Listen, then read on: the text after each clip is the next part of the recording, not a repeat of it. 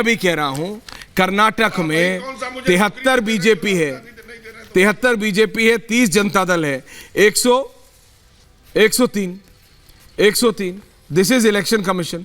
कांग्रेस 115, कांग्रेस पार कर रही है, कांग्रेस ने मिडिल पार कर लिया है। लेकिन ये जो 50 सीट हैं, आप इसको कैसे देखते हैं? मैं आपसे जानना चाहता हूं रत्नाकर जी। बीजेपी वालों ने तो बोल दिया, मैं आपसे पूछ रहा हूं। 50 सीटें ऐसी हैं जिसमें 500 से कम मार्जिन है, इधर या उधर। 50 सीट 50। देखिए अगर हाइपोथेटिकली कहेंगे तो इन सीटों का गणित कभी भी चेंज हो सकता है, लेकिन अगर आप आज की तारीख में पिछले 22 का ही यूपी का इलेक्शन देखेंगे तो इससे अधिक सीटें हैं जो लोग 105 वोट से 5000 3000 के अंतर से हारे हैं। और जो आपका ट्रेंड जा रहा है, जो बता रहा है, वो लगातार बता रहा है कि एक सर्टन गैप मेंटेन है। बीजेपी 73 से 84-89 के बीच में आती है। कांग्रेस आपके आंकड़े के हिसाब से कभी भी 102 के नीचे नहीं गई।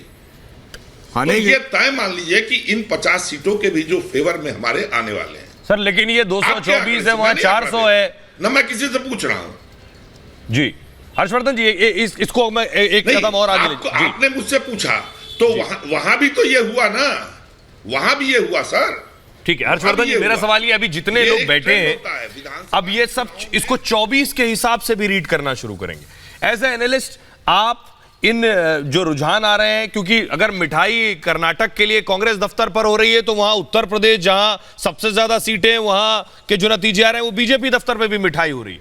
24 के हिसाब से रीड करेंगे तो दोनों को रीड करिए, या फिर इससे 24 का कोई लेना देना नहीं, क्योंकि हमने देखा 2013 में 70 के आसपास सीट बीजेपी को आई, और फिर जब 14 में चुनाव हुए तो 17 सीट आई थी, 28 में 24 सीट आई, 2019 में कर्नाटक में ही। तो 24 के हिसाब से इसे कैसे रीड करें? नहीं, मुझे लगता है कि बड़ा महत्वपूर्ण है ये, और आपने बड़ा अच्छा तुलना कर दिया। तो मैं एक और आंकड़ा बता देता हूं, क्योंकि आंकड़े भी बड़े अच्छे होते हैं ना। कर्नाटक में करीब 5.5 करोड़ से कुछ इसके आसपास वोट है। ये जो अर्बन लोकल बॉडी है इसमें भी 4.5 करोड़ वोट है। तो अगर मतदाता के तौर पर देखेंगे तो एक बराबर का चुनाव है, लेकिन विधानसभा का अपना महत्व होता है, स्थानीय निकाय अपना होता है। अब जो सबसे बड़ी बात है, ये चुनाव 3-4 बड़े संदेश दे रहे हैं। भारतीय जनता पार्टी को लोकल लीडरशिप हर स्टेट में देखना होगा कि वो डेवलप कर पा रहे हैं। हर बार मोदी जी और अमित शाह जाके खींचेंगे तो कहां तक पहुंचेंगे वो दिख रहा है, नंबर 1। नंबर 2, जब हम कहते हैं कि नेशनल, इसका क्या मैसेज है?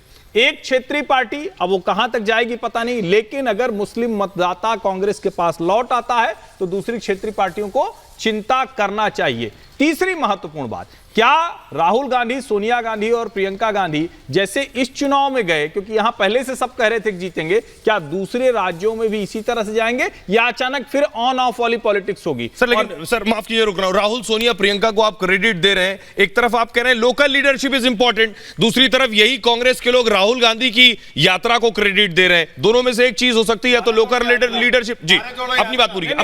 दोनों बड़ा साफ है। भारत जोड़ो यात्रा का अगर इफेक्ट होना होता तो इतना आफ्टर इफेक्ट नहीं होता है भाई। देश की राजनीति में कोई ऐसा नहीं कि तब अनशन किए थे अब मांगे मानी गए, ऐसे थोड़ी राजनीति होती। ठीक है, कांग्रेस के लोगों को कहना चाहिए, क्योंकि वो राहुल को ही श्रेय देंगे। मैं श्रेय डीके शिवकुमार सिद्धारमैया। और आपके जाने से पहले आपको इतना बता दूं कि जेडीएस अब 32 पे हो गई है इलेक्शन कमीशन के हिसाब से। हर्षवर्धन जी, जेडीएस स्कोर 32 हो गई है। फिर तो आपके वो मित्र